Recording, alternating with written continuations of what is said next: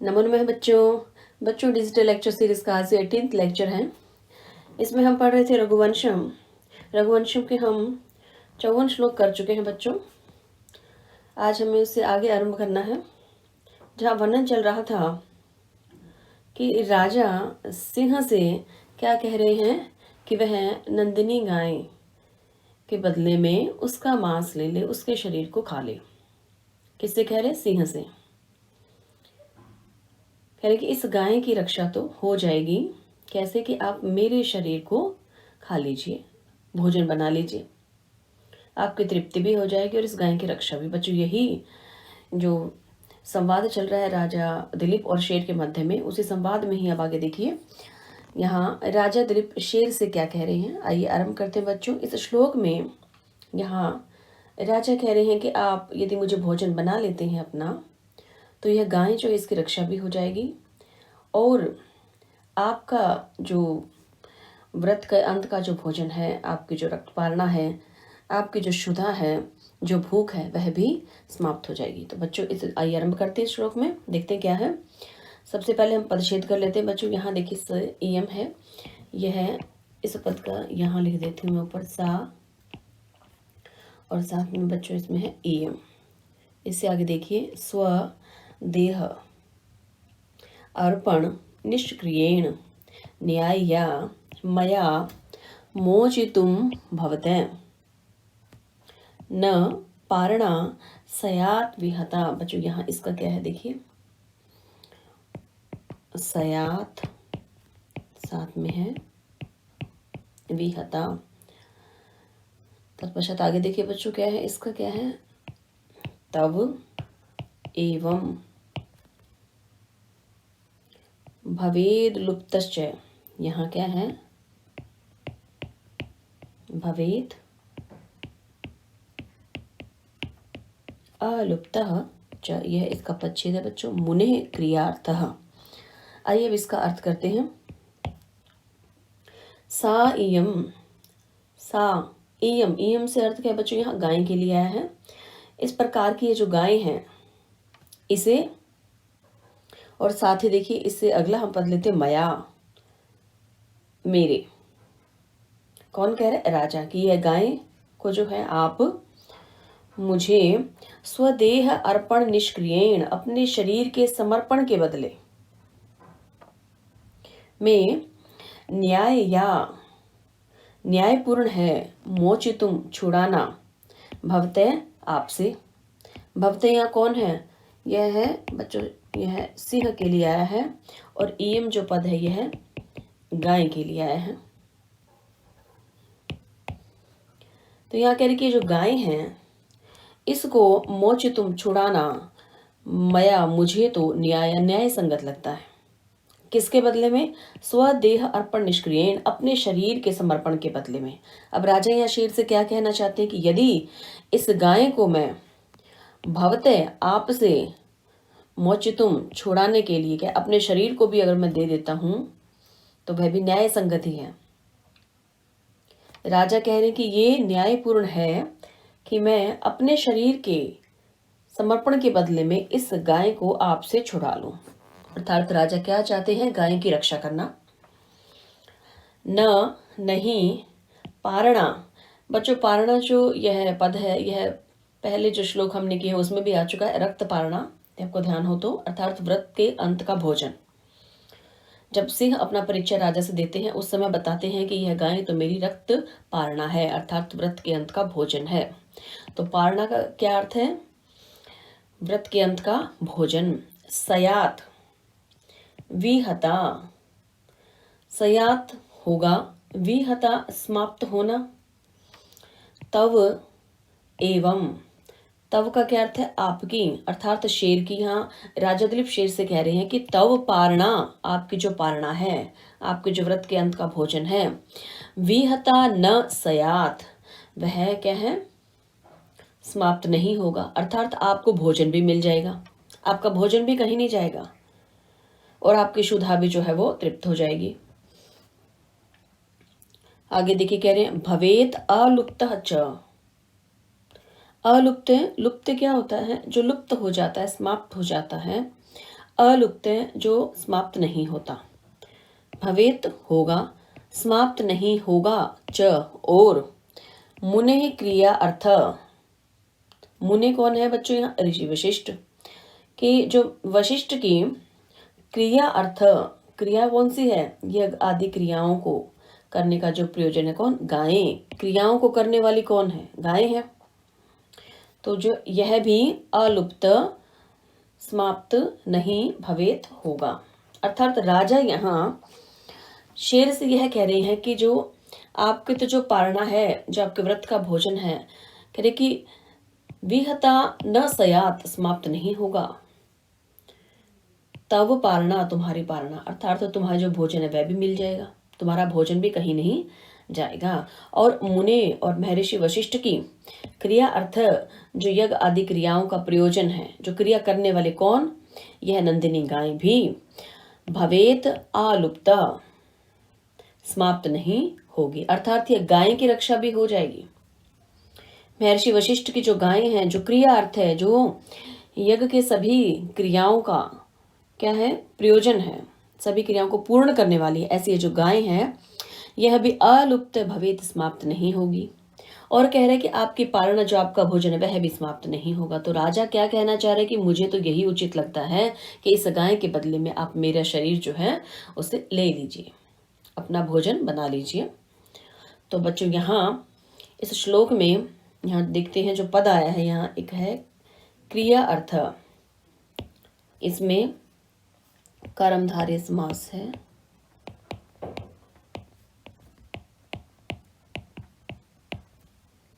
इसका विग्रह है बच्चों क्रिया एव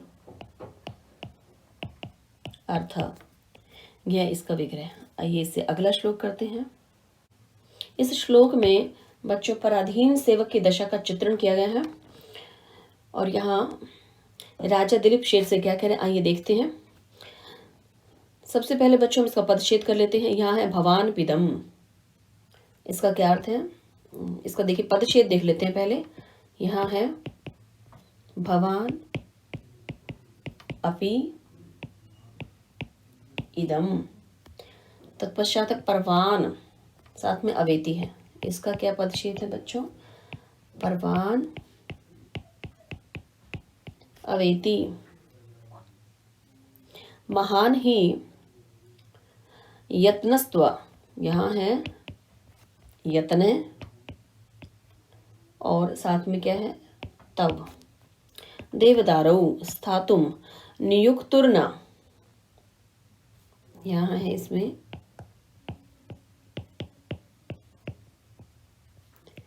नियुक्तुः न ही शक्यम अग्रे, इसमें है, इसका पदच्छेद है बच्चों शक्यम अग्रे। विनाश्य रक्ष्यम स्वयं अक्षतेन, इसमें यही लिख देती हूँ मैं इसे, स्वयं और अक्षतेन। आइए अब इसका अर्थ करते हैं। यह राजा शेर को भी पराधीन सेवक मानते हैं। उसे क्या कह रहे हैं कि देखिए भवान, आप, अपि भी, इदम यह, परवान पराधीन अर्थात अनुचर, अवेति जानते हो समझते हो। तो यहाँ क्या कह रहे कि आप भी, इदम यह बात, कौन सी, परवान अर्थात पराधीन की, अनुचर की, अवेति समझते हो, कि जो पराधीन अनुचर, आप भी यह बात जानते हो, आप भी तो पराधीन हो, आप पराधीन हो, तो आप भी यह बात जानते हो। कौन सी, अब यहाँ क्या कह रहे हैं देखिए, महान ही क्योंकि, महान बड़ा, यत्न यत्न करना, तव तुम्हारा, देवदारू वृक्ष की रक्षा के लिए, कह रहे कि तव तो तुम्हारा, देवदारू वृक्ष की रक्षा के लिए, महान यत्न अर्थात बड़ा प्रयत्न है। क्योंकि देवदारू वृक्ष की रक्षा के लिए तुम्हारा भी तो बहुत बड़ा प्रयत्न है, तुम भी तो यहाँ रक्षा कर रहे हो इस पेड़ की। अब राजा शेर से क्या कह रहे हैं यहाँ पर कि तुम देवदारू के वृक्ष की जैसे रक्षा कर रहे हो और तुम क्या हो, पराधीन सेवक हो। तुम भी तो भगवान शिव के सेवक हो, तो पराधीन ही हो और इसकी यहाँ देवदारू वृक्ष की रक्षा कर रहे हो। स्थातुम, स्थातुम अर्थात रुकना। इसका क्या अर्थ है यहाँ पर? स्थातुम का क्या है बच्चों? यहाँ पर इसको हम कहेंगे रुकना। नियुक्तु न, नियुक्त यहाँ पे किसके लिए है? जो नियुक्ता होता है स्वामी, स्वामी के लिए। न नहीं, ही क्योंकि, शक्यम अग्रे, शक्यम क्या होता है? समर्थ होना, अग्रे, अग्रे का अर्थ आगे, समक्ष सामने। विनाश्य नष्ट करके, रक्षम रक्षा योग्य जो वस्तु है, स्वयं अपने आप ही, अशतेन घायल न होने से, अर्थात अपने आप घायल न होने से, खुद तो घायल नहीं हुए लेकिन जो रक्षा करने योग्य वस्तु है वो नष्ट होगी, क्या ऐसा आप भी होने देंगे? यह किससे कह रहे राजा? शेर से, कि आप भी, कहते स्वयं घायल नहीं हुए, स्वयं अक्षतेन, कि अपने आप घायल न होने से, क्या अपने आप घायल न होने से, नियुक्त जो स्वामी है उसके अग्रे आगे या समक्ष सामने, स्थातुम रुकना, कह कि न ही शक्यम संभव नहीं है। स्वयं बिना घायल ही नियुक्त स्वामी के सामने, स्वामी के सामने कह रहे हैं क्या? कह रहे कि अग्रे यहाँ जो पद है सामने, जाने में समर्थ हो, स्थातुम न ही शक्यम, जाने में समर्थ नहीं है, रुकने में समर्थ नहीं है। तो यहाँ राजन शेर से कह रहे हैं कि जैसे आप देवदारू वृक्ष की रक्षा कर रहे हैं तो मैं इस गाय की रक्षा कर रहा हूं। कोई भी सेवक हो रक्षा करने योग्य वस्तु को नष्ट होने देता है और स्वयं सुरक्षित रहता है, ऐसा तो नहीं होता। तो उसका स्वामी के समक्ष जाना संभव ही नहीं है, वो तो जाएगा ही नहीं, वह स्वामी के सामने कैसे जाएगा? तो कह रहे उसी प्रकार से मैं भी इस गाय के नष्ट हो जाने पर महर्षि वशिष्ठ के पास कैसे जाऊंगा, अर्थात मैं वहां नहीं जा सकता। तो बच्चों यहाँ इसमें देखते हैं, यहाँ एक पद है बच्चों, व्याकरण की दृष्टि से देखें तो ये देखिए यहाँ है ये शक्यम, यह जो पद आया है, मैं यहाँ नीचे लिख देती हूँ उसमें, ये देखिए यह जो पद है शक्यम, इसमें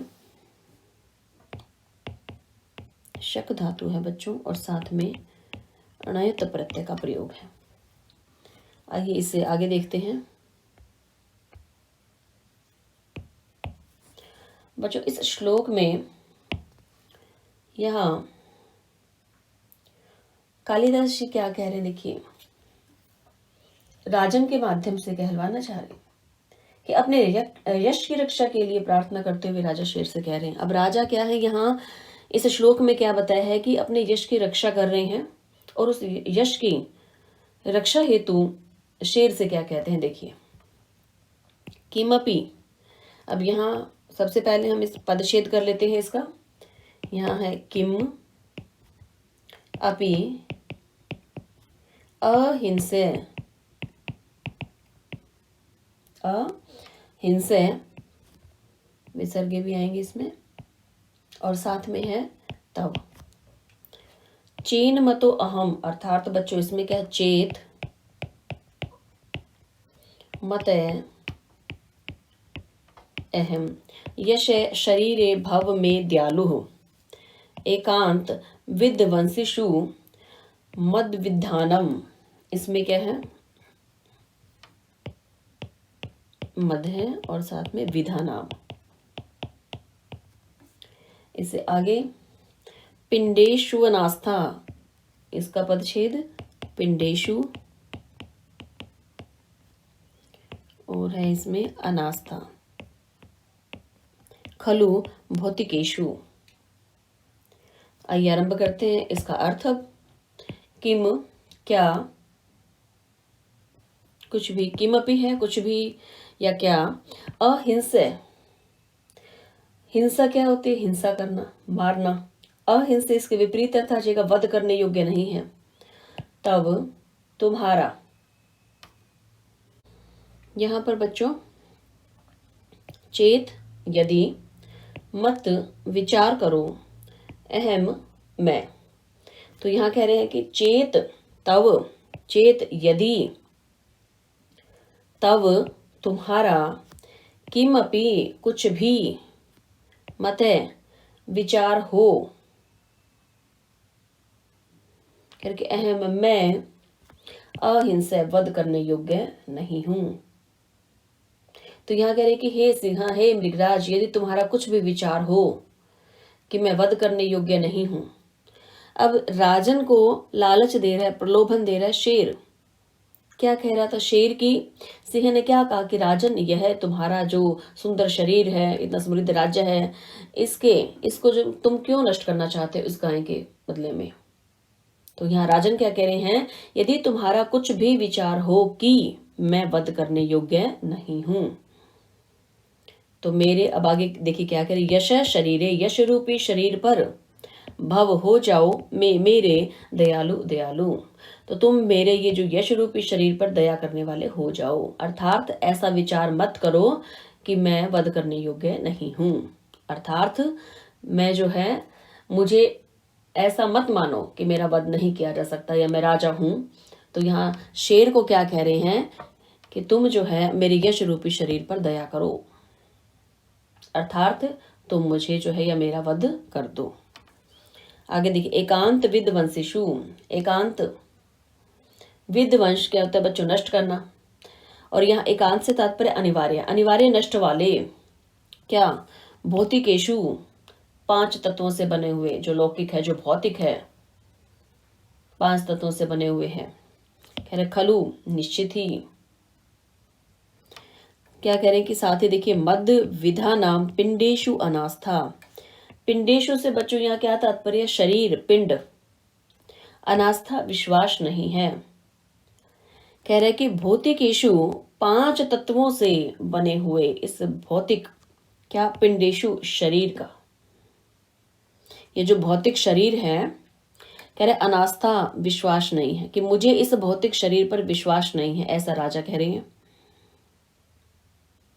और यह शरीर कैसा है, एकांत विध्वंसिषु, अनिवार्य है, नष्ट होने वाला है, अनिवार्य नष्ट होने वाला है। अर्थात एक न एक दिन तो यह शरीर जो है वह नष्ट हो जाएगा, तो अनिवार्य है इसका नाश भी। तो कह रहे कि मद विधा नाम, मुझ जैसे व्यक्ति का, कि मुझ जैसे व्यक्ति का अनिवार्य नष्ट होने वाले भौतिकेशु, 5 तत्वों से बने हुए, पिंडेशु, इस पिंड पर, इस शरीर पर, खलु, निश्चय से ही, अनास्था, आस्था या विश्वास नहीं है। अर्थात मुझे इस शरीर पर विश्वास नहीं है, यह शरीर तो कभी भी नष्ट हो सकता है, जो भौतिकेशु, जो 5 तत्वों से बना हुआ है, एकांत विध्वंसिषु, जो अनिवार्य, जिसका नष्ट होना। तो ऐसे इस शरीर को जो है, इसके प्रति मेरा जो है कोई भी या कुछ भी लगाव नहीं है। तो यहाँ कह रहे कि गाय को छोड़कर मेरे शरीर से अपनी पालना कर लो, क्योंकि 5 तत्वों से बने हुए शरीर के प्रति मेरा लगाव नहीं है। तो यहाँ राजा ऐसा कह रहे हैं। आइए इसमें देखते हैं। इसमें बच्चों यहाँ पद है यश शरीरे। देखिए, यश शरीरे में कर्मधारय समास है। मैं इसे यहीं लिख देती हूँ बच्चों। ये जो पद है इसमें कर्मधारय समास है, इसका विग्रह है यश एव शरीरम, ये इसका विग्रह हो गया। आइए इससे अगले श्लोक पे चलते हैं। बच्चों इस श्लोक में यहाँ सिंह को अपना संबंधी सिद्ध करके राजा सिंह से प्रार्थना करते हैं। अब यहाँ संबंधी सिद्ध कैसे किया, देखिए क्या कहा है उन्हें कि तुम भी सेवक हो, तुम भी पराधीन और मैं भी सेवक हूँ। तो अपना जो है यहाँ उसे संबंधी सिद्ध कर रहे हैं। आइए देखते हैं। सबसे पहले हम इसमें पदच्छेद कर लेते हैं। यहाँ देखिए बच्चों, इसमें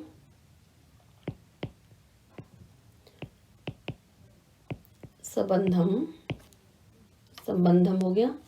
तत्पश्चात है बच्चों आ,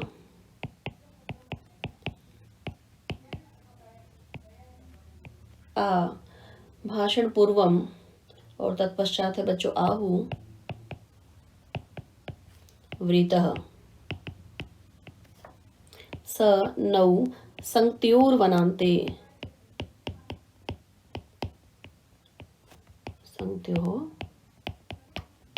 वनान्ते तद भूतनाथ अनुग। इसमें बच्चों क्या है, तत् भूतनाथ है और अनुग। न अर्हसि, इसमें न अर्हसि त्वम संबंधिनो मे पर्णम विहंतुम। तो इसका अर्थ करते हैं बच्चों। यहाँ देखिए, इसमें संबंधम अर्थात जो संबंध जो होता है, कहते हैं आभाषण पूर्वम, जो बातचीत हम करते हैं उससे क्या है, होने वाला है। आहु कहते हैं, कहा जाता है। तो इसका क्या अर्थ होगा कि बातचीत से होने वाला संबंध कहा जाता है। राजा क्या कहना चाह रहे हैं कि अब तुम्हारे और मेरे बीच में बात हो गई है, तो ये क्या है, संबंध हो गया। बातचीत से उत्पन्न होने वाला वो क्या है, संबंध कहा जाता है।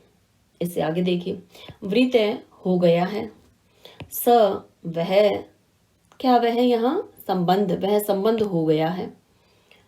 नौ हम दोनों के, संगत्यो वनान्ते, संगत्यो मिलन से, संगति से, और वनान्ते वन अंते अर्थात वन प्रदेश में। तो यहाँ राजन क्या कह रहे हैं कि वह संबंध वनान्ते वन प्रदेश में, नौ हम दोनों के, संगत्यो मिलने से, वृत हो गया है कि वन प्रदेश में हम दोनों की संगति से हो गया, हम दोनों मिल गए, अब जो है संबंध हो गया है। तो कह रहे कि तत् भूतनाथ अनुगय, तत् इस कारण से, भूतनाथ अनुगय अर्थात शिव जी के सेवक कौन है, भगवान शिव का सेवक कौन है, सिंह। तो यहाँ जो भूतनाथ जो आया है, यह किसके लिए है, यह पद है भगवान शिव के लिए आया है, भगवान शिव के लिए है। अनुग अर्थात अनुचर, सेवक। तो कह रहे हैं कि शिव जी के सेवक अर्थात सिंह, न अर्हसि समर्थ नहीं हो, योग्य नहीं हो, त्वम तुम, संबंधिनो संबंधी होकर, मेरे, कि मेरे संबंधी होकर तुम योग्य नहीं हो, समर्थ नहीं हो, किस चीज के लिए, परिणयम, परिणयम अर्थात बच्चों प्रेम, प्रार्थना, विहंतुम, विहंतुम का क्या है बच्चों, इसके लिए अस्वीकार करने में, कि तुम जो मेरा जो प्रेम है, जो मेरी मित्रता है, जो मेरा संबंध अब यहाँ तुमसे बना है, उसको विहंतुम छोड़ने में, अस्वीकार करने में, न अर्हसि तुम समर्थ नहीं हो। कह रहे हैं कि इस कारण, तत् इस कारण, भूतनाथ अनुग, हे शिव जी के सेवक सिंह, संबंधिनों में मेरे संबंधी होकर, परिणयम प्रेम को, विहंतुम छोड़ने में, अस्वीकार करने में, न अर्हसि तुम समर्थ नहीं हो, तुम समर्थ नहीं हो। अब राजन यहाँ क्या कह रहे हैं कि संबंध संगति से होता है, बातचीत करने से तुम मेरे संबंध वाले हो गए हो, अतः अब संबंध होने पर तुम्हें मेरी निवेदन को, मेरी प्रार्थना को अस्वीकार नहीं करना चाहिए। अब राजन शेर से ऐसे कह रहे हैं। आइए बच्चे इसमें देखते हैं, इसमें कौन सा पद है, व्याकरण की दृष्टि से देखते हैं। तो यहाँ देखिए, यह पद आया है भूतनाथ अनुग। इसमें बच्चों मैं इसे यही लिख देती हूँ, इस पद में है भूतनाथ अनुग में जो है कौन सा समास आ गया, तत्पुरुष, तत्पुरुष समास है। और इसका विग्रह क्या है, भूतनाथस्य अनुगः, यह इसका विग्रह हो गया। आइए इससे अगले श्लोक पर चलते हैं। इस श्लोक में बच्चों यहाँ गाय की रक्षा के लिए राजा क्या करता है, अपने समर्पण का वर्णन करते हुए कह रहा है। राजा क्या कह रहे हैं यहाँ कि मैं अपना समर्पण कर दूं। तो बच्चों इस श्लोक में जब शेर उनके ऐसे वचनों को सुनता है तो राजा को रुकावट से मुक्त कर देता है। रुकावट कौन सी थी, जो उनका हाथ जो चिपक गया था, वो बाण नहीं चला पा रहे थे, तो उनके हाथ को जो है वह शेर जो है वो जो रुकावट है उसको दूर कर देता है, अर्थात राजा जो है अपनी पूर्व स्थिति में आ जाता है। और तत्पश्चात वह अपने धनुष बाण को रखकर शेर के सामने झुककर बैठ जाता है, झुक जाता है और कहते हैं कि मेरे शरीर को आप अपना भोजन बना लो। तो बच्चों यहाँ इस श्लोक में यही वर्णन है, देखते हैं। तथेति, आइए इसका पहले परिच्छेद कर लेते हैं। यहाँ है तथा जमा इति। बच्चों यहाँ पर यह जो पद है इसका है पदच्छेद हम करें तो गाम उक्तवते दिलीपः सद् प्रतिष्ठम्ब, साथ में विमुक्त बाहु, स यानी कि सह नयस्त शस्त्रो हर्ये स्वदेहम उपानयत, यहाँ है स्वदेहम और तत्पश्चात बच्चों उपानयत पिंडमीव, यहाँ लिख देती हूँ मैं, इसका है पिंडम ईव और इसमें अंत में है आमिष से, आमिष सय, यह है। आइए इसका अब अर्थ करते हैं। तथा इति, वैसा ही हो, अर्थात क्या है, वैसा ही हो। ये किसने कहा? शेर ने, कि वैसा ही हो, जो राजन चाह रहा है वैसा हो जाए। गाम, वचन को, उक्तवते, कहने पर, कि इस प्रकार के वचनों को कहने पर, कैसे कि तथा इति वैसा ही हो। दिलीप है राजा दिलीप, सद्य शीघ्र ही, प्रतिष्ठम्भ विमुक्त बाहु, रुकावट से मुक्त भुजा वाले, रुकावट से मुक्त भुजा वाले हो गए। कैसे? जैसे ही ये वचन सुने शेर ने, तो शेर ने क्या किया? तथा इति, क्या कहा? वैसा ही हो। इस प्रकार के गाम, गाम से तात्पर्य वचनों को, उक्तवते कहने पर, सद्य शीघ्र ही, प्रतिष्ठम्भ विमुक्त बाहु, रुकावट से मुक्त भुजा वाले हो गए। कौन? दिलीप है राजा दिलीप। स नयस्त शस्त्रो, नयस्त शस्त्र में शस्त्रों को नीचे रख देने वाले। अब जैसे ही भुजा जब विमुक्त हुई तो राजन ने क्या किया? अपने शस्त्र नीचे रख दिए। हर्रे, सिंह के लिए, यहाँ जो हर्रे जो पद है बच्चों ये है सिंह के लिए है। स्वदेहम, अपने शरीर को, उपानेयत, समर्पित कर दिया, पिंडम ईव, मांस के पिंड के समान। देखिए मांस के लिए क्या? आमिष से आ गया, आमिष से होता है मांस, मांस के पिंडमेव, पिंड के समान समर्पित कर दिया। किसे? सिंह को। तो यहाँ राजा दिलीप जो उसने शस्त्रों को नीचे रख दिया है, शस्त्रों को नीचे रखकर राजा दिलीप ने स्वदेहम, अपने शरीर को, आमिष्य पिंडमीव, आमिषस्य पिंडमीव, मांस के पिंड के समान, हर्ये, सिंह के लिए, उपान्यत, समर्पित कर दिया। तो बच्चों यहाँ सिंह ने राजा की प्रार्थना को स्वीकार कर लिया और राजा के मांस को खाने के लिए वैसे तैयार हो गया। जैसे ही यह वचन जो है राजा ने कहे, तब शेर ने तथा इति की, ऐसा ही हो आपके साथ, जैसा आप चाहते हैं। तो उनकी रुकी हुई जो भुजा थी, प्रतिष्ठम्भ मुक्त बाहु, वो क्या है? मुक्त हो गई। उसके पश्चात राजा ने न्यस्त शस्त्रों, अपने शस्त्र रख दिए और अपने शरीर को, स्वदेहम को, आमिषस्य पिंडमेव, अपने शरीर को क्या किया? मांस के पिंड के समान समर्पित कर दिया। किसे? शेर को। तो बच्चों देखते हैं इसमें यहाँ जो है व्याकरण की दृष्टि से इसमें देखते हैं तो यहाँ जो पद है उपानयत, उपानयत जो है इसका मैं यहाँ लिख देती हूँ। इसमें उपसर्ग है, नी धातु है बच्चों, और इसमें लंग लकार है, प्रथम पुरुष और एक वचन का प्रयोग है। तो बच्चों आज हम इसमें यहीं तक ही करेंगे, इससे आगे का अगले लेक्चर में। तब तक के लिए नमो नमः।